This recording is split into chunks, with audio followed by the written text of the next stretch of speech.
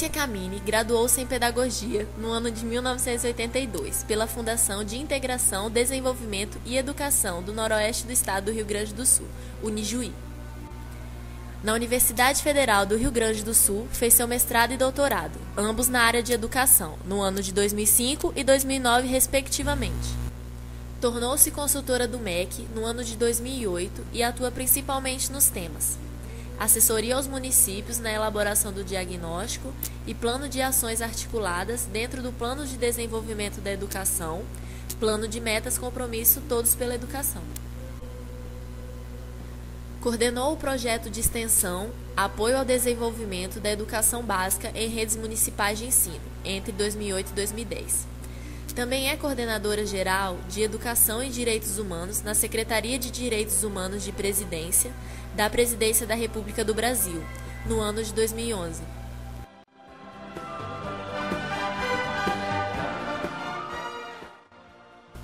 Pedro de Alcântara, João Carlos Leopoldo, Salvador Bibiano, Francisco Xavier de Paula, Leocádio Miguel Gabriel Rafael Gonzaga, conhecido como Dom Pedro II, foi imperador da monarquia constitucional parlamentarista do Império do Brasil entre 1840 e 1889.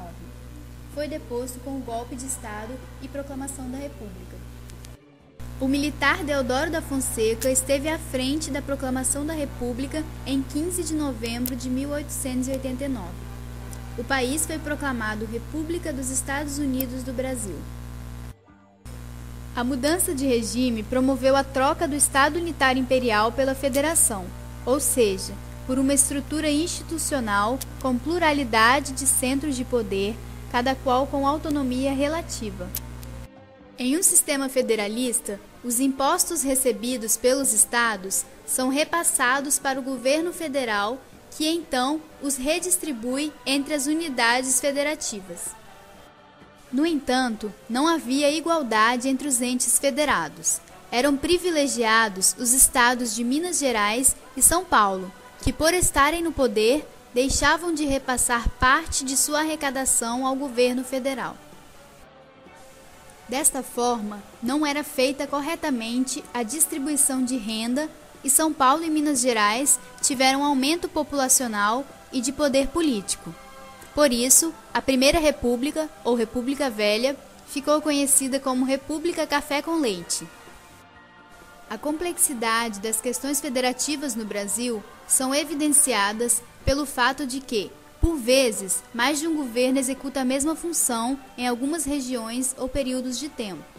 Por vezes, um governo cuida de competências de outra esfera e, por vezes, a ausência de governo ou escassez de gasto. A Constituição de 1891, a primeira da República, foi fortemente influenciada pela Constituição dos Estados Unidos da América e tinha como característica marcante a descentralização dos poderes, dando grande autonomia aos municípios e às antigas províncias, que passaram a ser denominadas estados. Tal autonomia acabou resultando em um isolamento entre os entes federados e pouca ligação entre os níveis de governo. O sistema fiscal brasileiro refletia o slogan republicano: centralização, secessão, descentralização, união.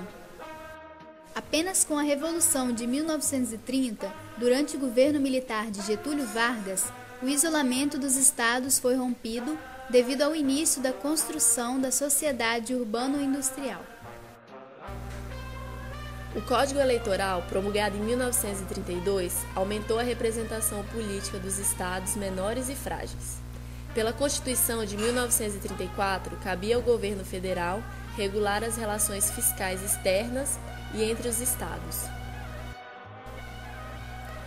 Junto com o golpe de Estado de 1937, início do Estado Novo, foi ortogada a nova Constituição, que objetivava manter as condições de poder do presidente Getúlio Vargas e caracterizava-se autoritária e centralizadora. A Constituição de 1937 delegava à família as responsabilidades da educação. Em 1946, foi promulgada outra Constituição, sendo esta liberal e descentralizadora, No Brasil, democracia e descentralização sempre estiveram associadas. Por isso, foram ampliados os recursos destinados aos municípios, visando minimizar a dependência dos entes federados. O golpe militar de 1964 modificou profundamente o Brasil e em 1967 foi votada uma nova Constituição. Em 1969 houve uma alteração constitucional, que é considerada uma nova Constituição de caráter outorgado. Ocorreu uma reforma fiscal em 1966.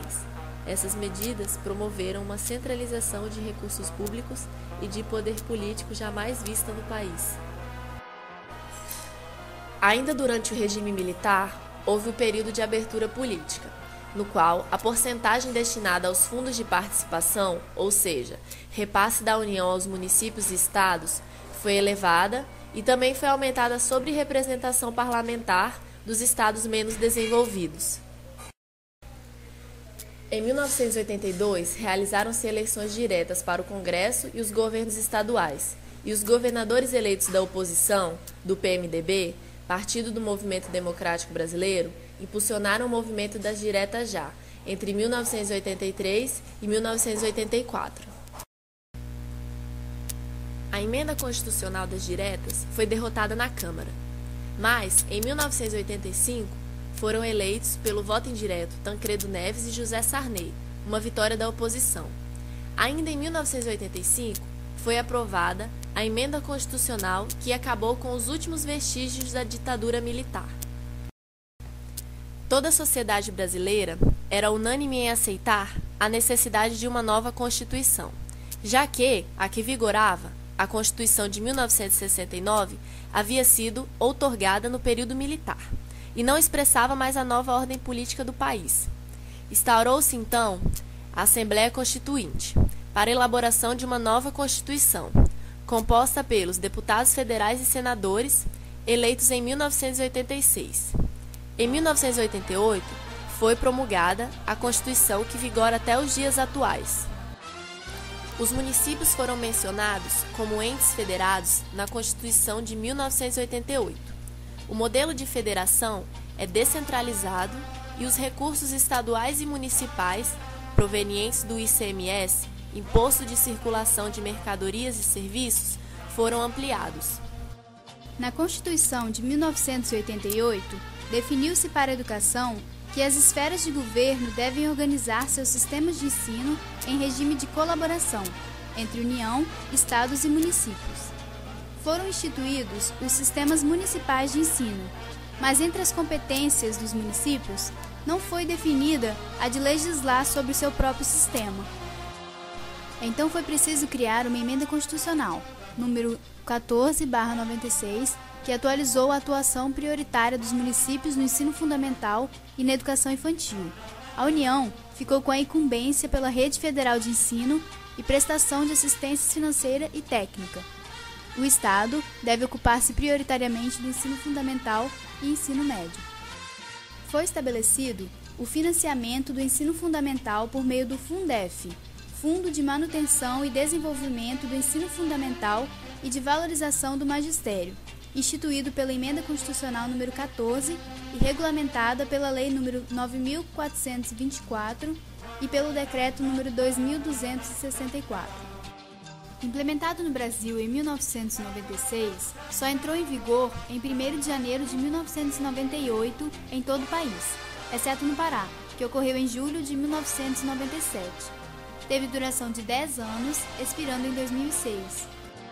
Composto basicamente por recursos dos estados e municípios, originados de fontes já existentes, sendo constituído de 15% do FPE, Fundo de Participação dos Estados, FPM, Fundo de Participação dos Municípios, ICMS, Imposto sobre Circulação de Mercadorias e Serviços, e IPI-XP, Imposto sobre Produtos Industrializados proporcional às exportações.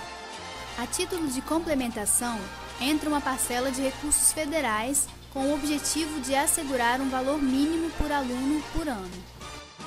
o Fundeb substituiu o Fundef após um longo processo de discussão sobre a necessidade de alteração do Fundo de Financiamento.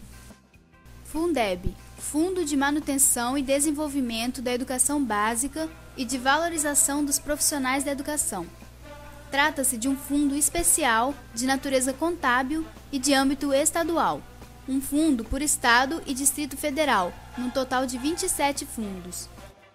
É um fundo para toda a educação básica, educação infantil, ensino fundamental e ensino médio, criado pela Emenda Constitucional número 53 de 2006 e regulamentado pela Lei número 11.494 de 2007.